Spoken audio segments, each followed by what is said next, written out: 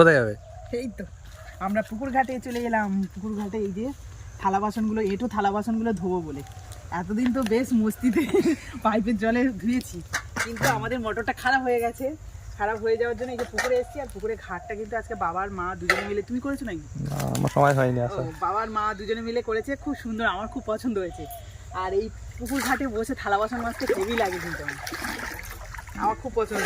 আর motor দরকার নেই তোমার, এতে করে কিন্তু মোটর যেমন কারেন্টে টাকা বেঁচে যাবে 1 নম্বর, 2 নম্বর হচ্ছে জল অপচয়ও বন্ধ হবে। তো সময় আজকে না তুমি ভিডিও করনি বলে তোমার সময় আছে আসার এখানে। তুমি ভিডিও করতে, ভিডিও করে তুমি আসতে পারতে। আসতে তুমি কি তোমার ছুটি করতে, তুমি তোমার মনে হতো পুকুর ঘাটে যাই, বাড়ির হাতের কাছে টিউবওয়েল আছে, বাবা পাম্পে জল তোলা আছে, ওটাই আগে ব্যবহার করে নিই। আস্তে আস্তে অভ্যাস হয়ে যাবে যদি এইটা থাকে, তাই নাকি? থাকলেও এখন আমাদের 4 দিন কিন্তু এইভাবে পুকুর ঘাটে আসতে হবে থালা বাসন মাজতে। 4 দিন মোটর দেবে না বলেছে, কি করা যাবে।